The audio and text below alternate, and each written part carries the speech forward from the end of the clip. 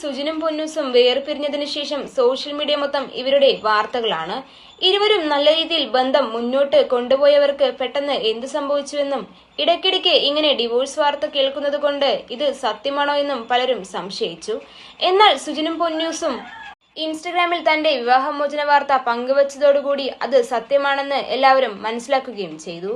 സുജിന്റെ വീട്ടുകാരുമായി പൊന്നൂസിനുണ്ടായിരുന്ന ഏറ്റവും അടുത്ത സൗഹൃദവും ബന്ധവും കൊണ്ട് തന്നെ അമ്മയും കുഞ്ചൂസും എങ്ങനെയാണെന്നാണ് പലരുടെയും സംശയം. എന്നാൽ അമ്മയും കുഞ്ചൂസും പൊന്നൂസിനോടൊപ്പം തന്നെയാണ്. ഇവർക്ക് പൊന്നൂസ് എന്നും മക്കളെന്നും വെച്ചാൽ ജീവനാണ്. അവരുടെ സ്നേഹവും കരുതലും ഇന്നും പൊന്നൂസിന് നേരെയുണ്ട്. പക്ഷേ ഒരുമിച്ച് സ്നേഹത്തോടെ മുന്നോട്ട് പോകാൻ കഴിയില്ലെന്ന് മനസ്സിലായി സുജിനും പൊന്നൂസും വേർപിരിയാൻ തീരുമാനിച്ചപ്പോൾ കുഞ്ചൂസ് പൊന്നൂസിനോടൊപ്പം നിന്നു.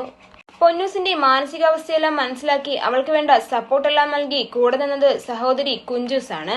ആ ഒരു സ്നേഹം പൊന്നൂസ് പ്രകടിപ്പിക്കുകയും ചെയ്തു.